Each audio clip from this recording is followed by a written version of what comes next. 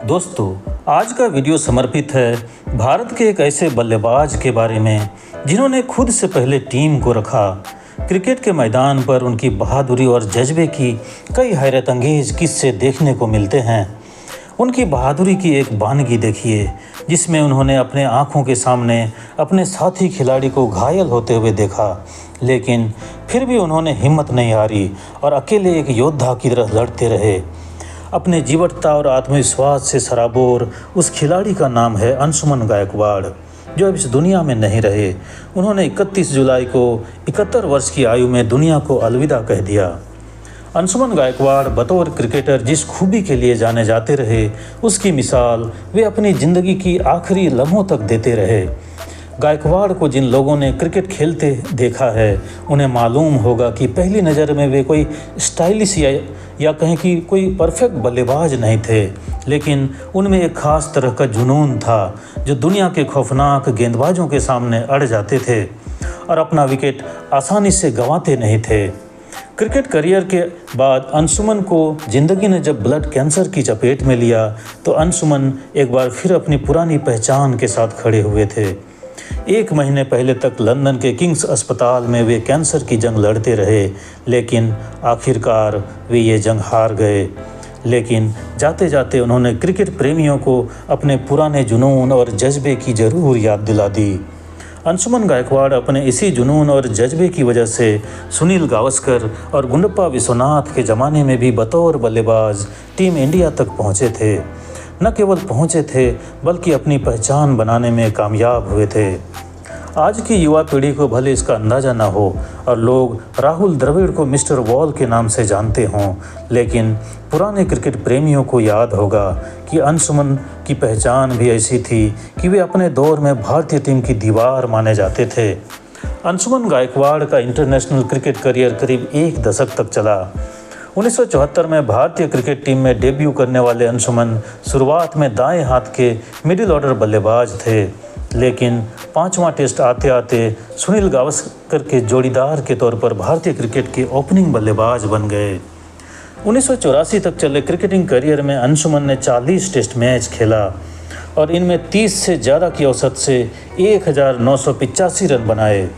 अंशुमन एक धाकड़ बल्लेबाज तो नहीं थे, लेकिन ये आंकड़े उनके क्रिकेट की काबिलियत की पूरी कहानी बयां नहीं करते। वे किस तबीयत के खिलाड़ी थे, इसकी मिसाल उनकी 2 पारियों से मिलती है।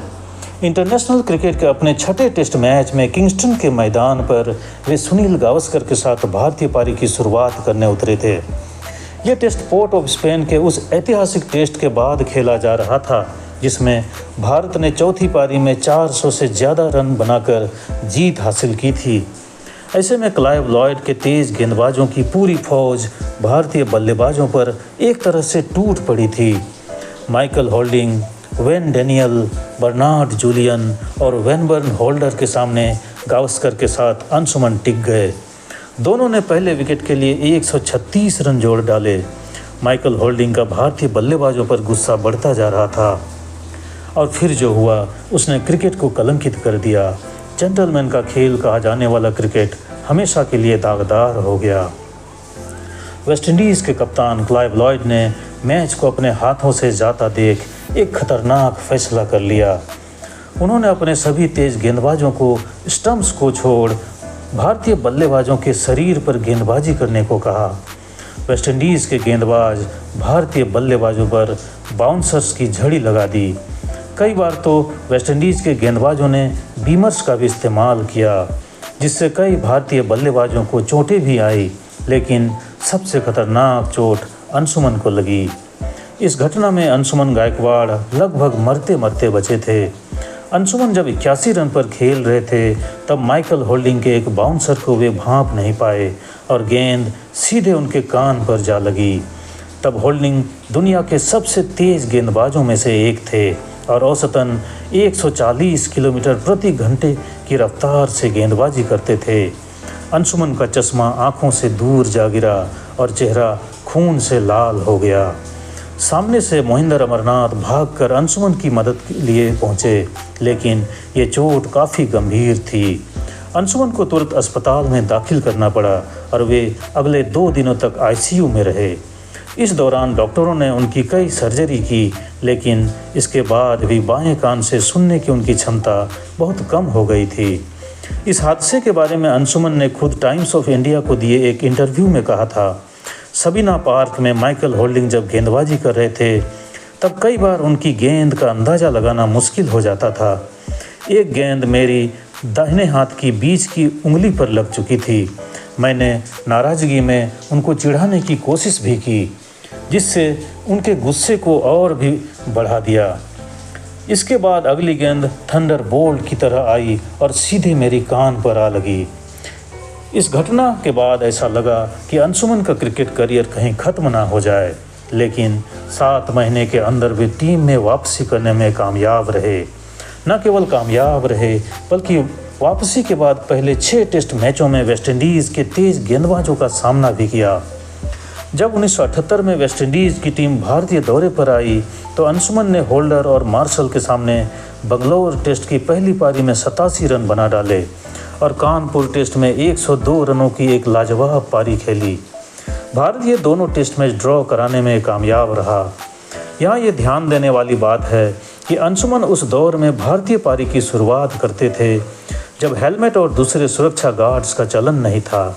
अंशुमन गायकवाड़ को लगी चोट ने भी बल्लेबाजों के लिए हेलमेट की ज़रूरत को बल दिया, लेकिन अंशुमन के नाम एक और कारनामा लिखा हुआ था। उन्होंने पाकिस्तान के खिलाफ जालंधर में अपने टेस्ट करियर का इकलौता दोहरा शतक लगाया था। 201 रनों की उस पारी के लिए अंशुमन ने 436 गेंदें खेली और 671 मिनट तक बल्लेबाजी की थी। यह उस दौर में टेस्ट इतिहास का सबसे धीमा दोहरा शतक था।